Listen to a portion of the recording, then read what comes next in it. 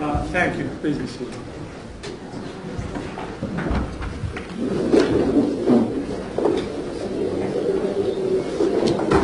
All right, so we are back on the record. Who's cross-examining? Mr. Bell? Your Honor, Ms. Barrel. I forgot to ask a question on one photo. May I Object, Mr. Gutierrez? That's fine, Your Honor. So, sir, you're in under oath, and thank you, Mr. Dean. Mr. Martini, directing your attention to, I think it's State's Exhibit 518. Could you identify this photo? This is a photograph taken by BCI during their documentation and examination of the Malibu vehicle. And is there a trajectory rod at the top on the driver's side? Yes, there is. And is there reference to bullet hole 91?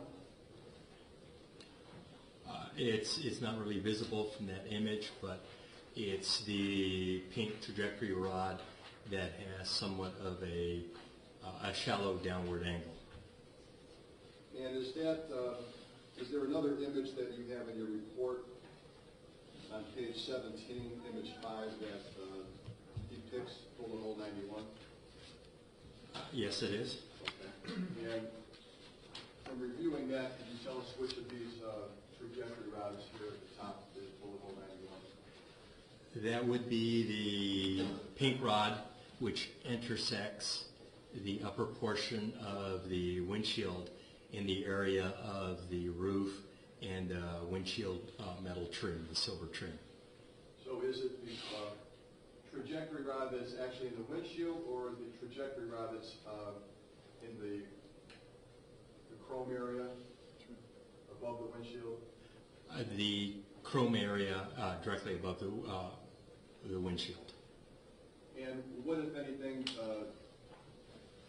does that depict relative to direction and angle? That would be trajectory 91. That shows the relative downward slope of that trajectory in comparison to the vehicle, as well as the point of impact in the intersection area of the windshield trim, the top of the windshield, as well as the folded sheet metal in the area of the roof. Does that depict a steep downward angle? Objection. Overruled. It does not.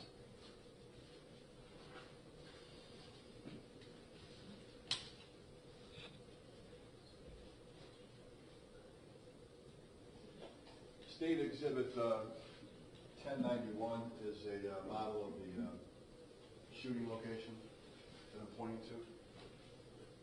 Does this look fairly familiar to you? Yes, it does. You were at the location, correct? At the scene? I have been, yes.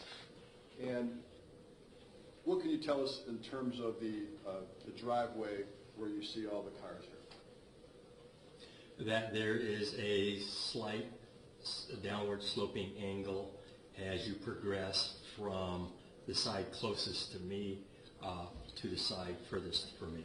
So as one enters this driveway, the slope is slightly higher where these two gray police cars are depicted on this model? That is correct. And the Malibu, which is this blue vehicle here, is in a slight slope down from the entry, correct? That is correct.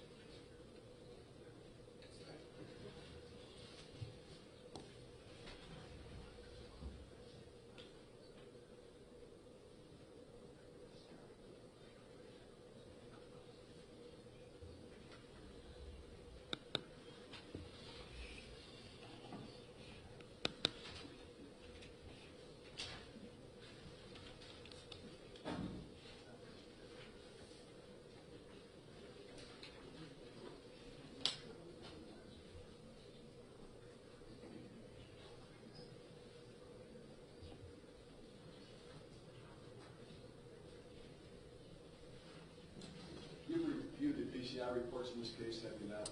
I have. And are there reports that depict the reconstruction of the Malibu? Yes, they do. And Does the document depict set forth the bullet holes and the degree of entry into the vehicle? As is visible in that particular image, yes. And do you recall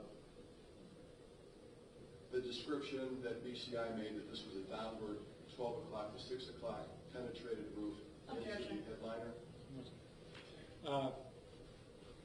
As you recall the description. Overruled. In general, yes, I do. Okay. So that did not penetrate into the passenger compartment, correct? That is correct.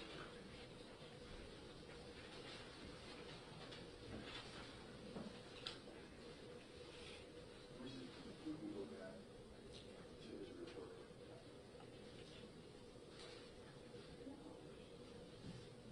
Page 17.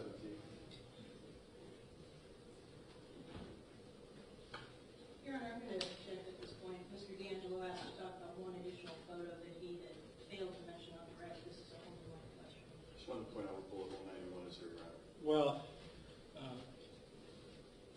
I think that exhibit is in evidence. I can figure that out. But first, I do want to say I do commend the prosecution for its professionalism in basically allowing him to reopen his direct. And I have little doubt he'll offer you the same courtesy should you need it later. We can get it in. I think it's a proper question. You're right, he did say he was done, but so overruled. Is bullet hole 91 and the trajectory that BCI has for this bullet hole depicted in image number 5 on page 17 of your report? Yes, it is. And this is a document created by BCI, correct? Yes, it is. And do you recall that there were a number of shell casings that we referenced before from other shooters in this case, in this general area where bullet hole 91 extends back to? There are, yes. Nothing further on. Thank you, Mr. D'Angelo. Do you have any cross-exam, Ms. Barnhill? Yes, sir.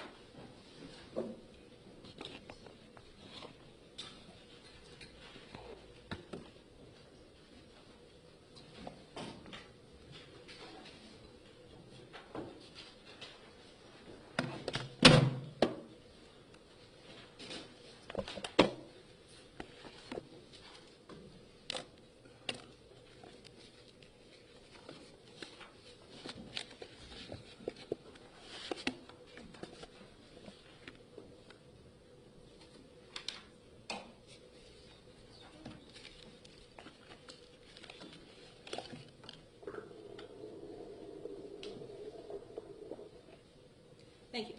Good morning, sir. Good morning. My name is Erica Barnhill. I'm an assistant prosecutor. If there are any questions of mine that you can't understand, just let me know, and I will attempt to ask it in a way that makes sense. Fair enough? I will be sure to do so. All right. And, sir, as you recall, Mr. D'Angelo's last questions before the break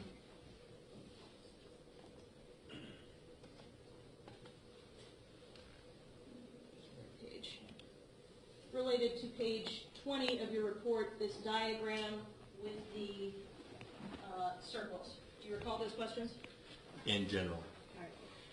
Sir, can we agree within a reasonable degree of scientific certainty that Brelo was on the hood for the last 15 shots?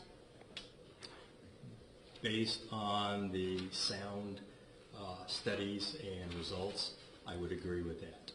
And can we agree that wounds 9, 10, 11, 12, and then 15A, C, E, F, G, H, and I are all fatal downward wounds consistent with Officer Brelo's shooting position either on the Malibu or on the top of 238? If I'm remembering all of my trajectory designations properly, I would say yes.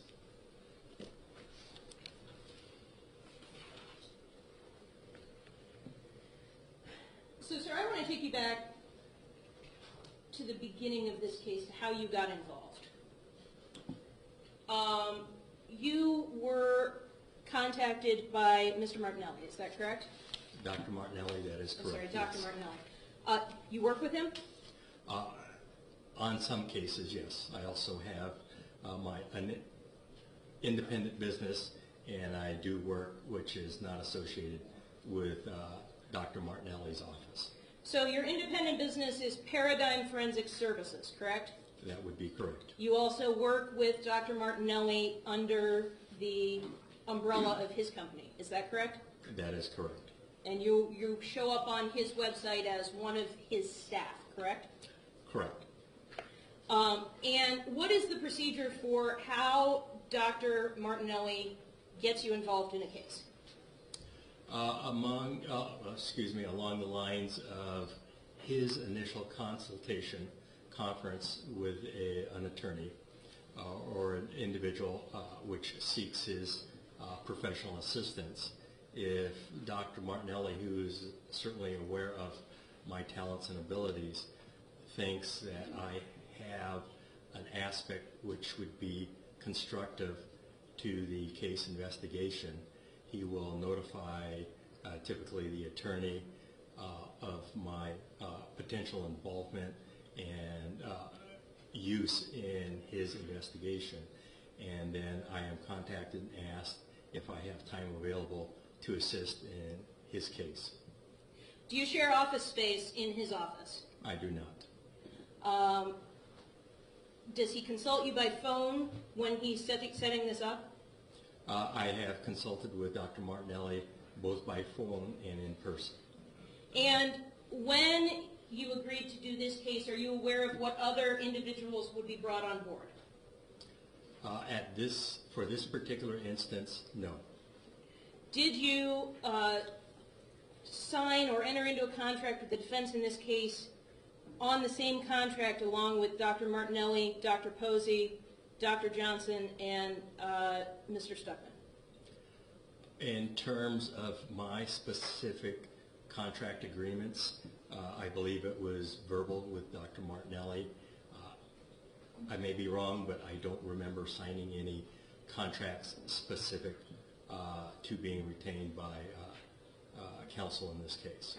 So when it comes to being paid, how does that work? Who pays you? Do you get paid directly by the defense or by Dr. Martinelli? I bill through Dr. Martinelli's office. His staff handles the accounting processes. And are you an employee of Dr. Martinelli's for tax purposes, or are you an independent contractor? I'm an independent contractor. So Dr. Martinelli is really the one orchestrating the experts that are going to be involved in a particular case, correct? Overruled. In terms of how he specifically handles his case management, I can't speak to that. You just know he called you and you got involved, right? That is correct in this instance. And in this instance, at some point you became aware that Dr. Posey was also going to be involved, correct? That is correct. When did you find that out? I specifically do not remember. Was it before or after you had began reviewing the materials in this case? In terms of specifically remembering, I do not. I would suspect at some point in time, because this was an extended reconstruction on my part, at some point during my review of the materials, it became apparent that I needed a resource such as Dr. Posey. And why is that? Although I am familiar with many of these instances through my reconstruction work over the past 35 years, there are certain levels of expertise that certainly exceed mine, and I wanted the greater knowledge and thoughts of somebody such as Dr. Posey to confirm or instruct me that my thinking was incorrect. You, sir, are not a medical doctor, correct? That is correct. Other than your biology degree 37 years ago, no medical experience, correct? I would disagree with that. Why? During the course of my ongoing education, many of those which are listed on my CV, my experience with the San Diego Sheriff's Crime Laboratory, dealing with autopsies, conferring with medical doctors on specific cases through the course of my career.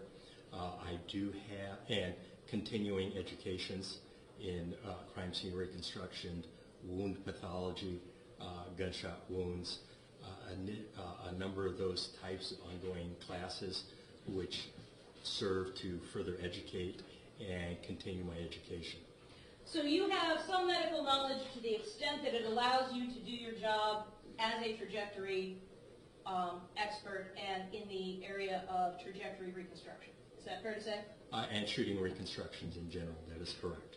But in terms of the effects that bullets have on organs and the lethality or non-lethality if bullets hit certain organs, that's the call for Dr. Posey to make, correct? In terms of the ultimate call, I would agree, but I certainly do have a working knowledge in that area, and I have taught classes addressing those aspects of incapacitation and wound ballistics. And you're talking about, so your wound ballistics knowledge, though, you haven't done anything really significant with that for the past 10 years. Is that fair to say?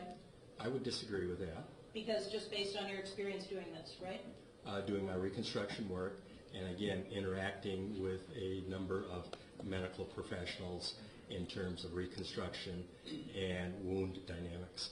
So interacting with these people on a daily basis and reading a lot of autopsy reports and being involved in the autopsy side of things, that's your medical knowledge.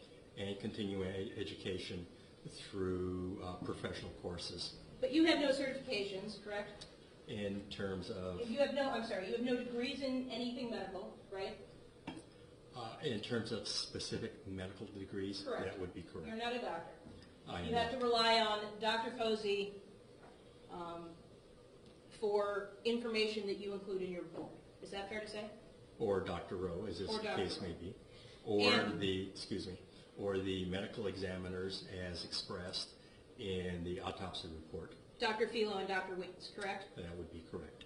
And you rely on that information when forming your opinion. Is that fair to say? Yes, I do. And you indicate that you consulted with Dr. Posey on this case, correct? I did. How many times? I would have to refer to my notes in terms of materials reviewed and evaluated. Do you have that up there with you? I do.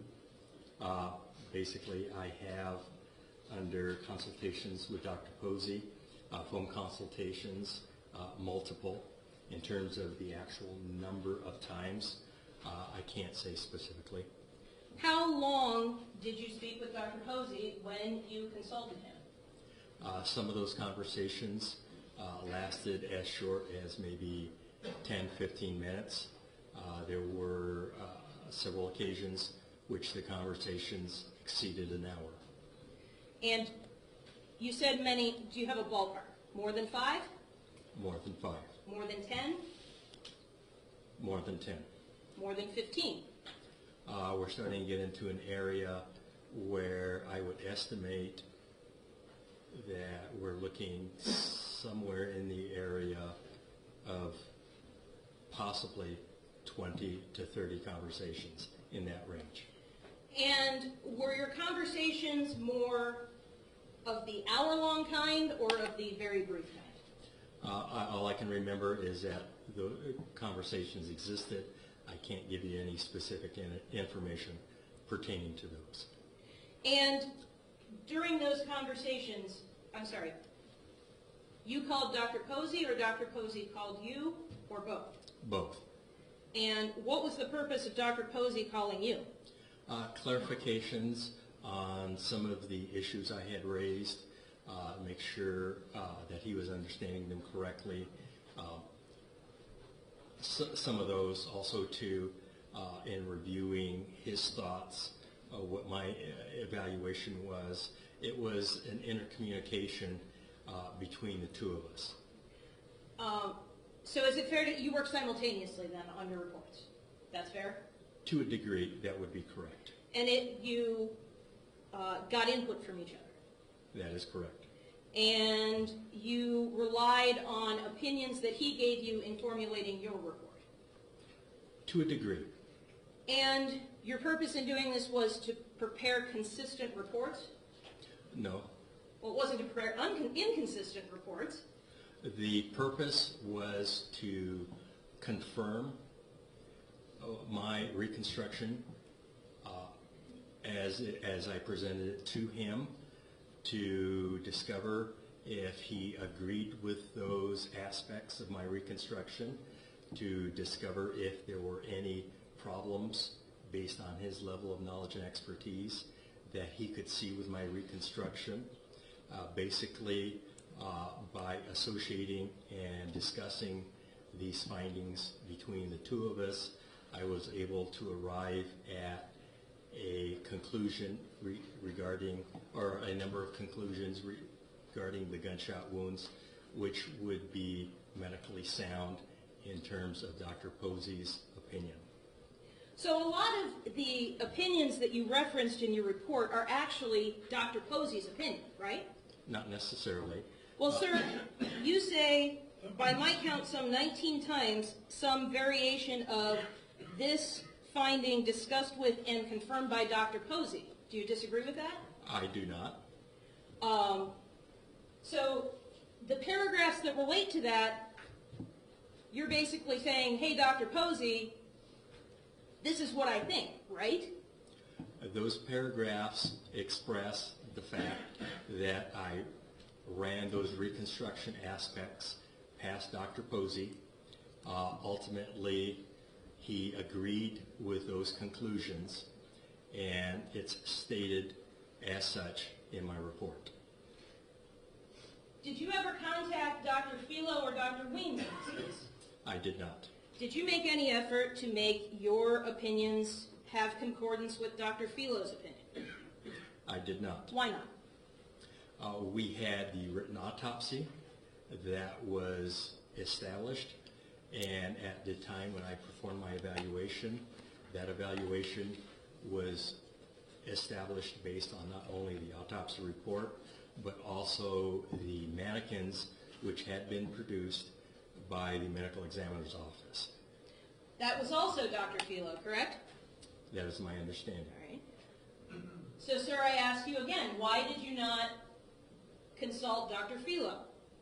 It was a possibility. I did not consider it necessary. Why not? Because I had access to an individual who is competent and recognized within the field of pathology, and I had easy access to that individual. He was also part of the Martinelli and Associates team, and as such, I had readily access to him. So, Dr. Posey was on your team, so you talked to Dr. Posey, right? That is correct. Dr. Philo was not on your team, so you didn't talk to Dr. Philo. That's not necessarily the basis for not talking to him. I decided it was not necessary. The information that I obtained from Dr. Posey was sufficient in terms of confirming my reconstruction. I did not need to bother or contact an additional pathologist to confirm my opinions. You're aware that Dr. Philo is the pathologist who actually performed one autopsy and supervised the other autopsy in this case, correct? That is my understanding. And you're aware he's still employed at Cuyahoga County? That is my understanding. So he's a government employee, still working with the county. You could have picked up the phone and called him anytime. Fair enough? Well, probably afternoon your time because of the time difference, but within reason. The possibility exists, yes. And you chose not to because you did not believe it was necessary. That is correct.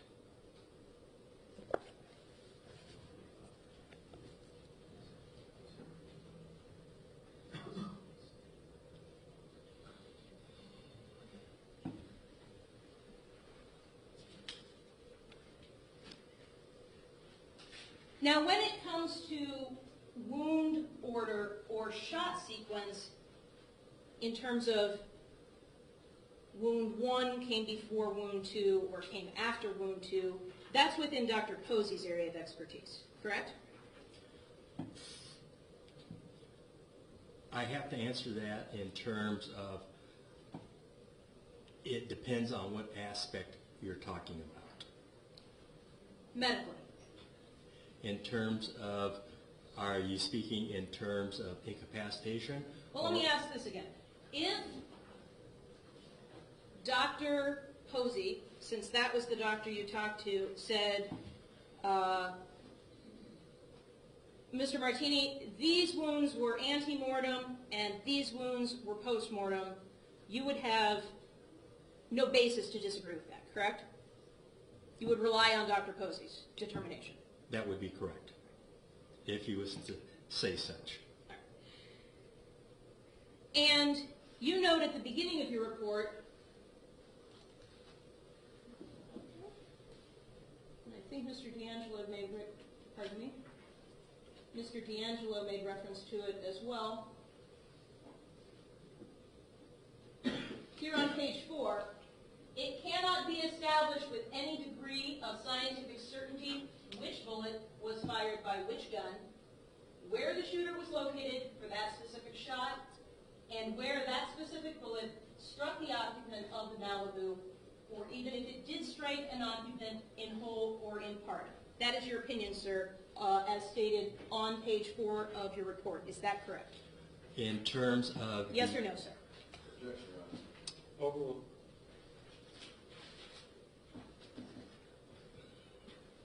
Excuse me, Your Honor, I got lost. Do I answer the question or not? Kindly do. Okay, in terms of yes or no? Yeah.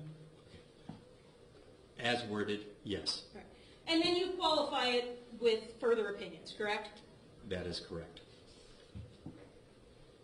But these further opinions they're not certainties, right? Some are not. Why do you say it cannot be established within a reasonable degree of scientific certainty which bullet was fired by which gun, where the shooter was located, and where the bullet struck the occupant then, if some of what follows can be established with certainty? If you read the paragraph, you will notice that I use a terminology, specific shot, specific bullet.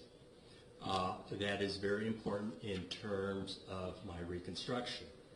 I cannot specifically identify an exact bullet, an exact shot fired by an exact officer from an exact location within the shooting scene. However, based on the physical evidence, there are a number of conclusions which I can reach based on reasonable scientific certainty, which can either include or exclude certain officers from firing certain shots. So you can say certain shots are consistent with a particular officer's position, and I believe you said that in several places, correct? That is correct. So when you say, for example, certain shots are consistent with Officer Brelo being on the hood, correct? That would be correct.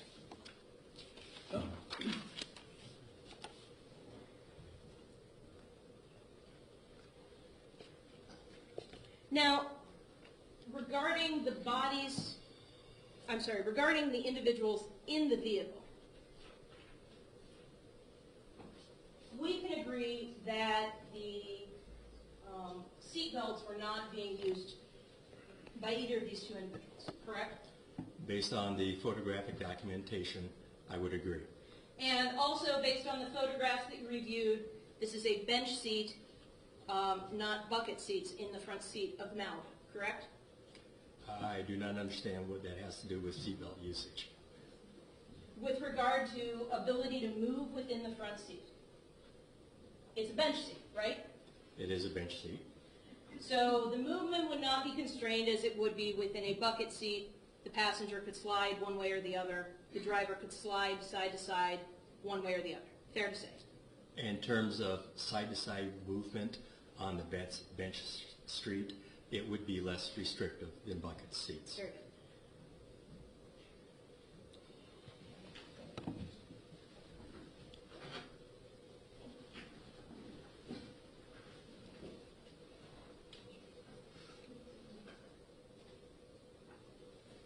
Now, sir, I believe on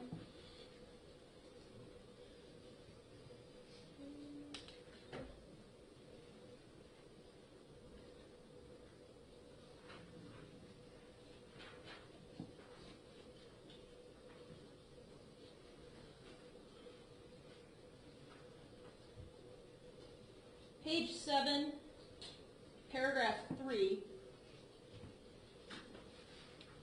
gunshot wounds 8, 13, and those to the head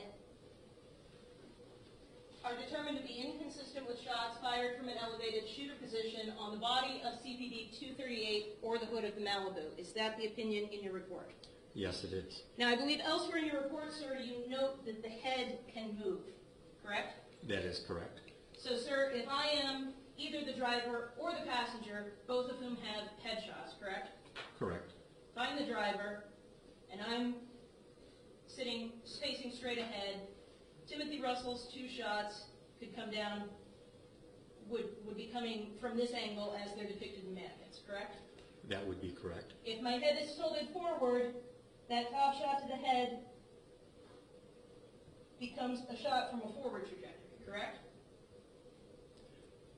Based If my on, head is tilted forward, based on your description, that would be correct. if my head is tilted to the left side, it becomes a left side trajectory, correct? Again, based on your description, that would be correct. If it's tilted to the right side, it becomes a right side trajectory. Based on your description, that would be correct. And if my head is tilted back, it becomes a backward trajectory, correct? Based on your description, that would be correct. And, sir,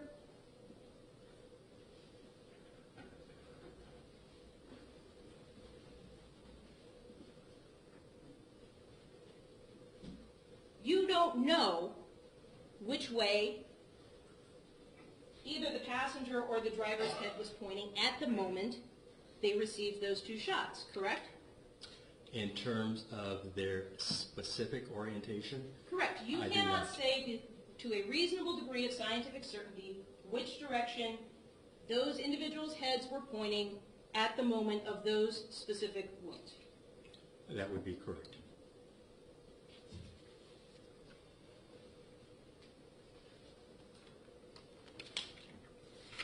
Hold on one second, Ms. Barney. Mr. Wolf? We'll go off the record for 60 seconds.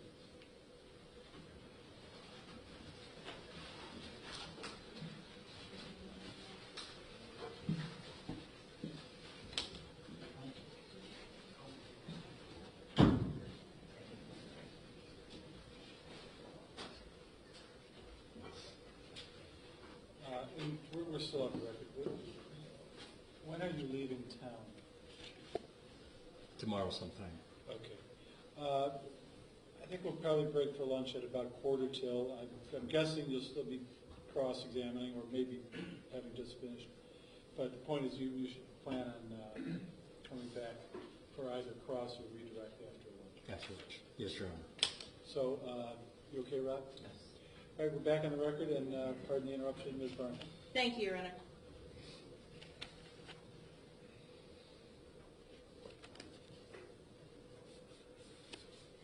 Sir, are you familiar in your experience with the concept of shot grouping? I am. And what is that? Typically, that is referred to a series of shots which are impact a target in a generally localized area. Is that a desirable outcome when firing a weapon? As a rule of thumb, yes. And are you familiar with, well, no, let me back up. Why is that a desirable outcome? It indicates a consistent ability to hit the target which is being aimed at. The tighter the grouping, the better the shooter? As a general principle, would you disagree? As a general principle, yes. Yes, you would disagree? Or yes, you would agree? Yes, I would agree. Okay. The tighter the grouping, the better the shooter? In general? As a general rule, yes. Did you observe in your review of the photographs of the crime scene any bullet holes or set of bullet holes exhibiting grouping characteristics? Depending on how you define grouping, Well, let's use your definition. the windshield has a large number of associated groups. And you're speaking of the windshield of the Malibu or the windshield of 217? Actually, both vehicles. Let's start with 217.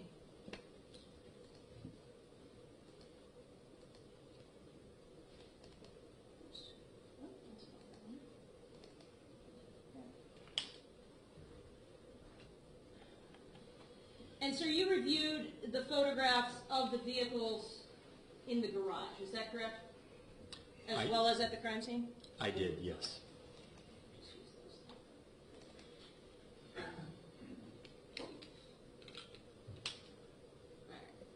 Sir, can you see from there? I can, yes. So this is State's Exhibit 675. Looking up here in the right-hand corner of the windshield, this set of what BCI identified as 5 bullet holes, would that be considered a grouping? It would be considered a grouping. Would this be a good grouping? Not necessarily. Why not?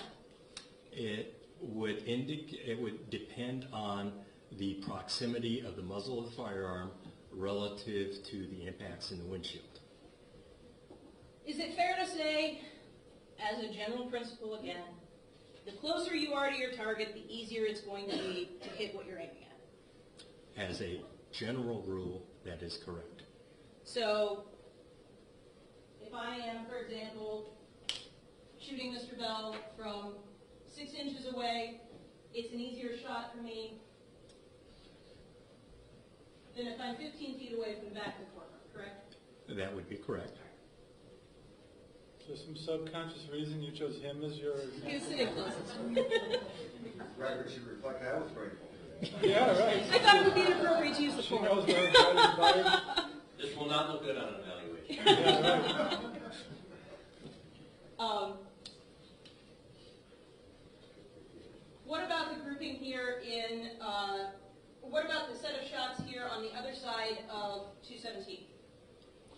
Are you talking about all of the shots in total or any specific area of shots? Well, were you able to, based on your analysis, does this appear to be one set of shots from one gun or multiple sets of shots? We have a number of shots in that area of the windshield.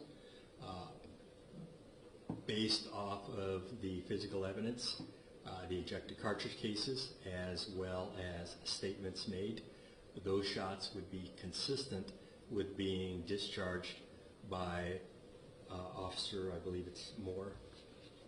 There are also shots, are you aware, in...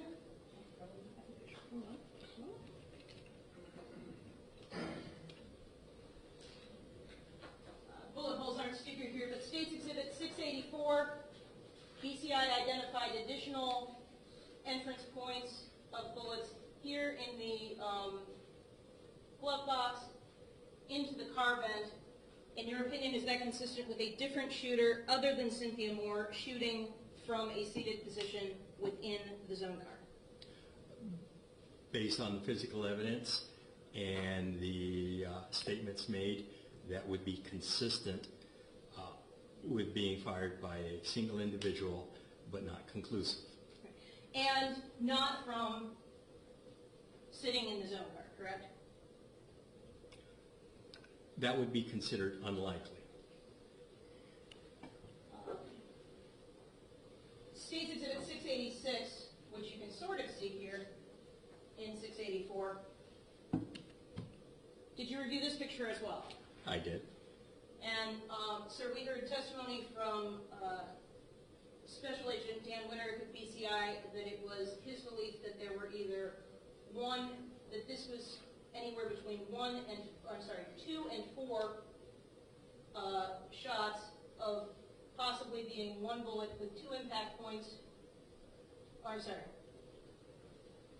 One bullet accounting for the bottom 2 impact points, a second bullet accounting for the top 2 impact points, or that it could be 4 separate impact points. But would this be another example of a grouping?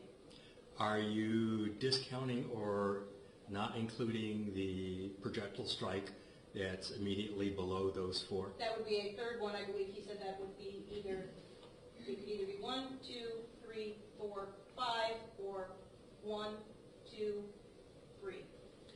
Would you disagree with that? The question again, please. Do you disagree with that analysis? I would not. Would this also be a grouping? It could be considered as such.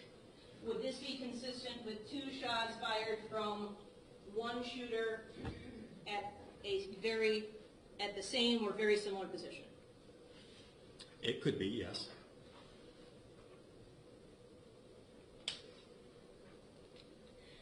Now, sir,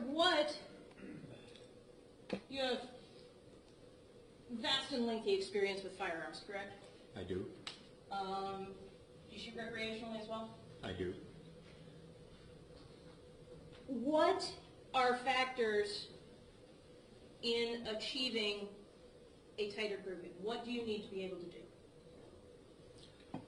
You need to be more specific. And the reason I state that is at what distances are we talking about? Well, let's assume for argument's sake 15 feet for the moment. In general, And let's assume we're firing a Glock 9mm. in general, the basic mechanical principles is the ability to align the sights in a consistent manner and to control the recoil upon discharge to be able to return to the same sight picture, again, in a consistent manner for the next discharge. What is a sight picture?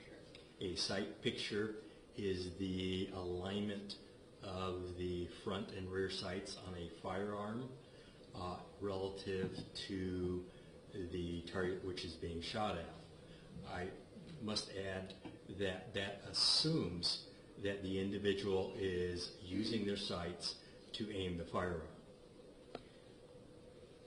If you're not using your sights to aim the firearm, are you going to achieve a nice tight grouping like you would be aiming for? It would be possible. Possible? Likely? It depends on the individual. So somebody from Top Shot, maybe, right? Probably someone from Top Shot. Objection, Your Honor. Overruled. As a general rule, I would expect so. Average citizen, maybe? Maybe, again, distance becomes a very important element in the consideration. As a general principle, is it fair to say that in order to achieve a good grouping, you need to be able to see what you're aiming at? Not only your sights, but also, not only down the sight, but also whatever your target is beyond. I would disagree with that comment. Why? Again, depending on the individual officer in this case, or the individual non-officer, the ability of the firearm to be pointed in a direction, a target, and fired consistently. Also, too, it's very important as to distance. A very close distance between the firearm and the point of impact, whether the individual is aiming at that particular target or point of impact or not, is an important consideration. An individual may be aiming at a further target, strike an intermediate closer target, which would produce an apparent nice close tight grouping, which in reality, if extended out, would be revealed as an inaccurate or poor grouping. And so,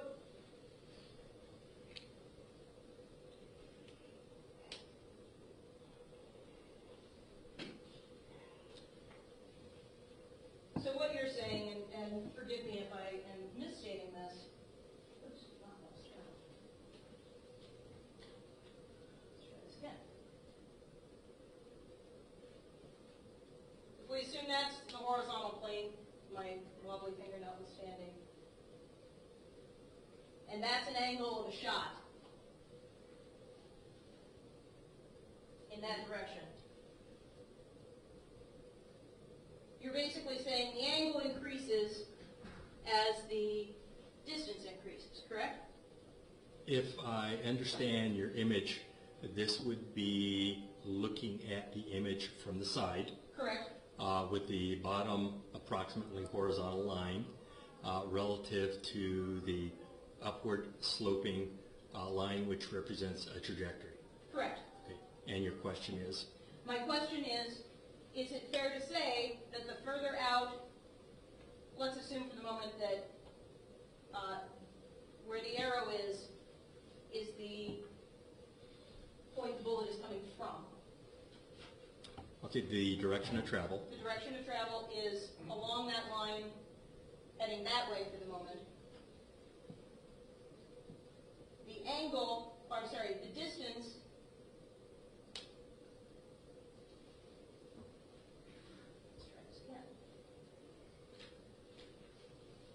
if we draw straight lines down through here, this first one here, closest to the point of the angle, is going to be smaller and get increasingly larger as the bullet travels, correct?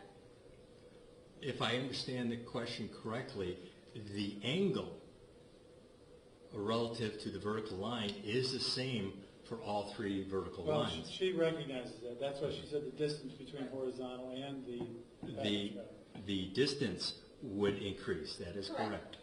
Until the bullet arcs and eventually comes back down to rest, correct? Assuming it doesn't strike anything. Over extended different distances, that would be true. So, what you're saying is that what would appear to be a nice tight grouping coming out of the driver's seat could in fact, extended over distance, produce a variety of impact points, correct? As well as distances of separation. And it would of course depend on what, if anything, was hit, where it was hit along the path of the bullet's travel, etc., correct?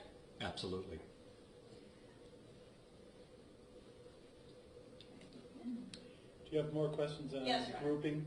Yes, sir. Okay. We'll finish this subject, then we'll take a break. All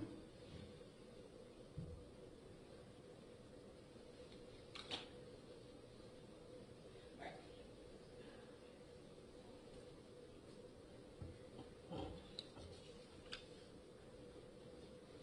Actually, Your Honor, this may be a good place to take a break. I feel like I'm going to move into the next chunk here.